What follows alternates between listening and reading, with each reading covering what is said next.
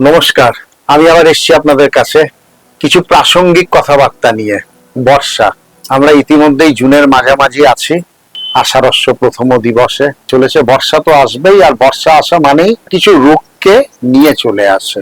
আর আমার দেহের ইমিউনিটি অর্থাৎ প্রতিরোধ ক্ষমতা কত বেশি আছে যে বর্ষার যে জলবাহিত রোগগুলোকে আমাদের প্রতিহত করতে হবে, লড়াই করতে হবে। আসুন জেনে নি সেটা আমরা।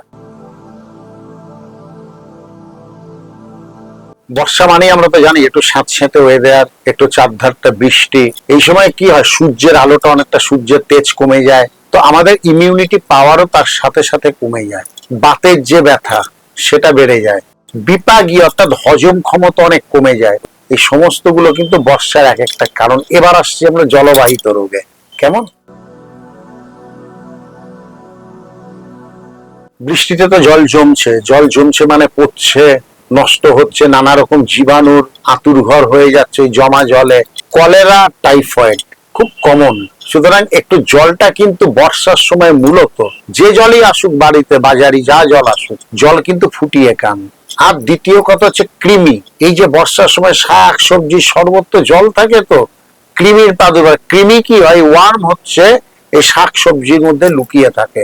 সেগুলোই আমরা যখন খাচ্ছি পেটে যাচ্ছে, তার ফলে আমাদের কৃমি, তার প্রভাব, ডায়রিয়ার প্রভাব, এগুলো কিন্তু বাড়ছে। তার আরেকটা উপায় কি হলো না, বর্ষার সময় শাকসবজি অ্যাভয়েড করলেই ভালো, কিন্তু আপনার স্যালাড হয়তো খেতে হবে সারাটা বছর ধরে। তাই যাই খাবেন মূলত বর্ষার সময় সবটা কিন্তু ফুটিয়ে খান। শাকসবজিও খেতে চাইলে, স্যালাড খেতে চাইলে ফুটিয়ে খান। তা না হলেই কিন্তু ব্যাকটেরিয়া, কৃমি, এগুলো সমস্ত আপনার জীবনটাকে কিন্তু অতিষ্ঠ করে তুলবে।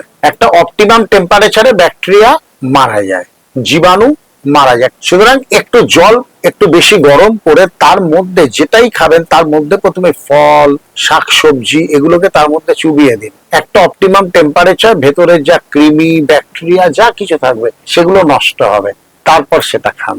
বর্ষাকাল মানেই তো সর্দি, কাশি এগুলোও হবে, তাই না? যার ইমিউনিটি পাওয়ার বেশি তার একটু দেরিতে হবে, যার ইমিউনিটি পাওয়ার কম তার একটু তাড়াতাড়ি হবে। তো সেক্ষেত্রে একটু আয়ুর্বেদ স্বাস্থ্য চিকিৎসক যারা, তারা বলে কিছু এরকম আছে, কিছু টোটকা আছে যেগুলো খেলে কিন্তু সত্যি আপনি ভালো থাকবেন।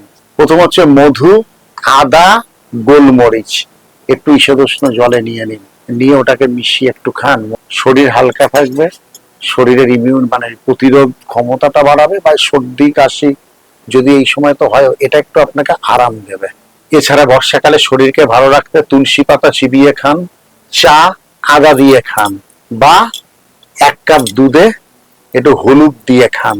এগুলো সব কিন্তু আপনার শরীরের প্রতিরোধ ক্ষমতাটাকে তুলনামূলক বাড়াবে। আর বর্ষাকালে যে জলের সংক্রমণ গুলো আছে আপনাকে সেগুলো থেকে প্রতিহত করবে। আমাদের দেশের পুরনো সংস্কৃতিতে যদি ফিরে যান, অনেক কিছু কিন্তু আপনি প্রতিরোধ করতে পারবেন। যেমন ধরুন বর্ষাকাল, জল জমছে চতুর্দিকে, মশা মাছির উপদ্রবটা খুব বেশি। আপনি কি করতে পারেন জানেন? একটু ধুনো, এটা একদম আমাদের পূর্বপুরুষরা যেটা করতেন, ভীষণ একটা বিজ্ঞানসম্মত ব্যাপার। ধুনো, তার মধ্যে গুগ্গুল দিন বা শুকনো নিম পাতা দিন, পুরো বাড়িটা ধুনো করুন, মশা মাছি অনেক কমে যাবে। হয়তো পুরনো মনে হচ্ছে এটা আমাদের পূর্বপুরুষরা করতেন ধর্মের ব্যাপারে, না, এটা নিশ্চিতভাবে বিজ্ঞানসম্মত ব্যাপার। ধুনো, তার সাথে গুগ্গুল, তার সঙ্গে শুকনো নিম পাতা, আপনার কিন্তু বাড়ির পরিবেশটা ভালো থাকবে, মশা মাছির উপদ্রব থেকে বাঁচবেন, আর তাতে আপনি অনেক অসুখ থেকে নিজেকে বাঁচাতে পারবেন। এবার আপনাদের চর্মরোগ নিয়ে বলি। বর্ষার সময় তো একটু চর্মরোগ দেখা যায়। আবার আমি এখন কিন্তু পুরোটাই ভেষজ উপায়ের উপর বলছি আপনাদের। চর্মরোগ বলতে তো ফাঙ্গাস হচ্ছে, ফাঙ্গাসের ওখানটা একটু ভিজিয়ে নিন, একটু ধুনো দিয়ে দিন। ভেষজ মধু বলছে, ওই ফাঙ্গাসের ক্ষেত্রে ধুনো হচ্ছে একদম যথার্থ প্রতিরোধ। আর কি করতে পারেন আপনি? নিম আর চন্দন, অনেক ক্ষেত্রে যদি যে কোনো রকম কেটেছে, নিম আর চন্দন কিন্তু অ্যান্টিবায়োটিকের কাজ করে, এটা একটু মাথায় রাখবেন। খাবার কি খাবেন বর্ষার সময়? শুধু এটুকু মাথায় রাখবেন, নতুন আলু, নতুন চাল এগুলো বর্ষার সময় একদম নয়। পুরনো আলু, ওই আগের স্টকের আলু, আগের চাল, এইগুলো আপনাকে খেতে হবে। আর কি খাবে জানেন? প্রেসার ক্ষেত্রে একটা খুব ভালো জিনিস আছে, সেটা হচ্ছে জিরে, কালো মরিচ, আদা। এই তিনটে কিন্তু আপনার পক্ষে ভীষণ গুরুত্বপূর্ণ খাওয়াটা ওই বর্ষার সময়। বিভিন্ন রকম সংক্রমণের হাত থেকে আপনাকে বাঁচাতে। এইগুলোই হচ্ছে ছোট ছোট সমস্ত সাবধানতা ভেষজ মতে। এগুলো যদি আপনি একটু বর্ষার সময়টা মাথায় রাখেন, আপনি কিন্তু বর্ষাটা সংক্রমণ ছাড়াই কাটিয়ে উঠতে পারবেন। কারণ বর্ষার পরই আবার তো পুজো আছে, সুতরাং পুজোর আগে শরীরটাকে খুব একটা দুর্বল করে লাভ নেই। তো এই কাজগুলো করুন, এই ভেষজ উপায়গুলো একটু মেনে চলুন। পুজোর আগে শরীরটাকে একদম ঠিকঠাক রাখতে হবে। আপনি বর্ষাটা একদম রোগ ছাড়া, সংক্রমণ ছাড়া কাটিয়ে দিতে পারবেন। নমস্কার।